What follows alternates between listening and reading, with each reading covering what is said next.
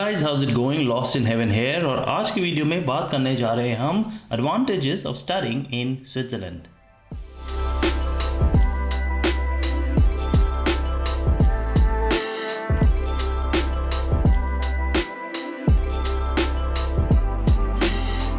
आप लोगों की तरह 13 साल पहले मैंने भी यही डिसाइड किया था कि मैं जाऊंगा स्विट्जरलैंड में पढ़ने। अब उस टाइम पे यूट्यूब इतना फेमस नहीं था, उतनी सारी वीडियोस अवेलेबल नहीं थी, या फिर अब लोग इतने सारे शेयर नहीं करते थे अपना experience. But I think now you have quite a lot of benefit and I thought why not to share my experience with you. So maybe if you are thinking of studying in Switzerland this video would be beneficial for you. तो सबसे पहले शुरुआत करते हैं सबसे पहले point से, वो है लोकेशन। आपने मैप उठा के देखा होगा तो ये तो पता होगा कि Switzerland is right in middle of Europe. As a student what you will benefit in regards to location ये है कि क्योंकि स्विट्जरलैंड यूरोप के ठीक बीच में सिचुएटेड है, no matter if you go west, east, north या फिर साउथ, आपको हमेशा बढ़िया चीज़ें मिलेंगी ढूंढने के लिए इन टर्म्स ऑफ कल्चर और and also in terms of exploring new things. As a international student, since you are going to live outside your country, it is very important that you understand all these different cultures, especially in Europe, because it can be quite different than each other. उसके अलावा location का फ़ायदा ये भी है कि if you want to travel, if you want to see more things, it's quite easy. काफ़ी आसानी से ट्रेन में आप यहाँ से वहाँ जा सकते हैं। इसके अलावा फ्लाइट्स भी काफ़ी चीप मिलती है compare to Canada and US which can be quite far. Studying in Switzerland will help you to explore more and be able to travel around more easily. दूसरे पॉइंट पे आते हैं, वो है लैंग्वेज। अब अगर आप यूके या फिर यूएस जैसी जगहों पे जाएंगे, it's mostly everyone speaks English, so it's a bit easier for you, लेकिन आप कुछ नया नहीं सीखते। But if you are coming to Switzerland, we have 3 languages. Yes, there are actually 4 official languages, but out of them 3 are the main ones.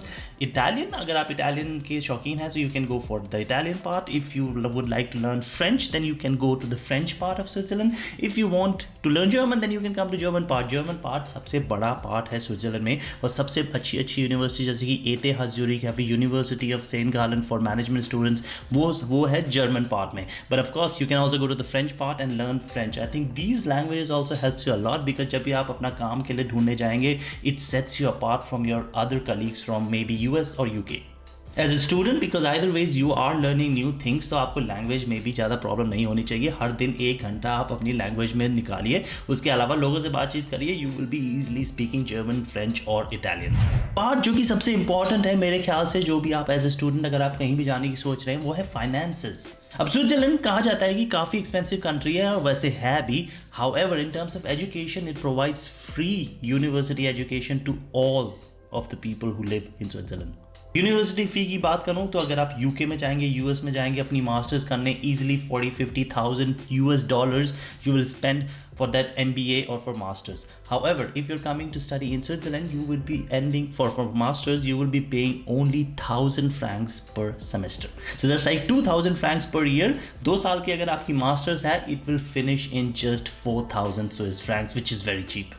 Most public universities allow these subsidized rates, but you need to check the university that you're interested in if it provides this subsidized. लेकिन जहाँ से मैं पढ़ा हूँ, जो कि है burn state, वहाँ की यूनिवर्सिटी में मैंने सिर्फ 1,000 फ्रैंक दिए थे हर सेमेस्टर में, and my bachelors took 4 years, but it was so easy for me to finish because I didn't have to worry about finances or to take a loan to pay for this fee.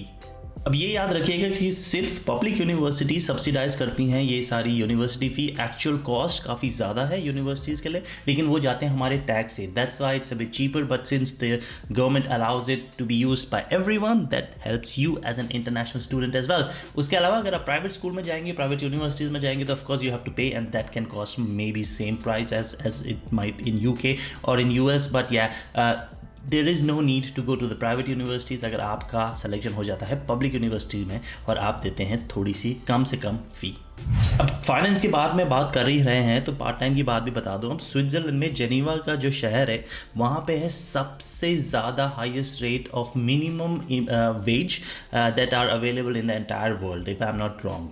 25 Swiss franc हर घंटे सबसे ज़्यादा आपको मिलेंगे अगर आप Geneva में काम कर रहे हैं एज अ मिनिमम वेज। तो इसी के अराउंड इर्द गिर्द अगर आप एज ए स्टूडेंट यहाँ पे आ रहे हैं तो you are allowed to work 15 hours per week, जो कि आसानी से आपको अपना खर्चा निकालने में कोई टेंशन नहीं होगी और फीस देने में भी कोई टेंशन नहीं होगी। When I was studying here I used to work as a part time and then I used to work full time in during my holiday times. So summer holidays में full time काम कर सकता था and that I was able to save enough money for me to pay for my expenses, to pay for my fees। इसका benefit एक और ये चीज़ है कि अगर आप स्विट्जरलैंड से बाहर जाएंगे तो आपको पूरी दुनिया में हर चीज़ लगेगी सस्ती। इसी के इर्द गिर्द आते हैं हम अब लोगों पे। अब यहाँ पे 13 साल से मैं रह रहा हूँ तो I have been also in contact with a lot of local people. जब मैं शुरुआत में आया था it was a bit difficult due to language issues, लेकिन एक बार आप लैंग्वेज बोलना शुरू कर जाएं तो it is quite not that difficult to talk to people, and people are more or less friendly. I mean, they do not come from their own side, they are not Americans, but they are pretty friendly if you are friendly to them। अब ये तो आपको पता ही होगा कि Switzerland is one of the best country to live in. ये living standard काफ़ी हाई है और काफ़ी ज़्यादा एक्सपैट्स जो भी यहाँ पे रहते हैं, एक्सपैट्स जो भी यहाँ पे रहते हैं, बेसिकली उनका जो रिव्यू था हमेशा से, जो भी ये सर्वे होते हैं हर साल, it is quite high. So they are quite happy to live in Switzerland and more and more people would like to live here in Switzerland।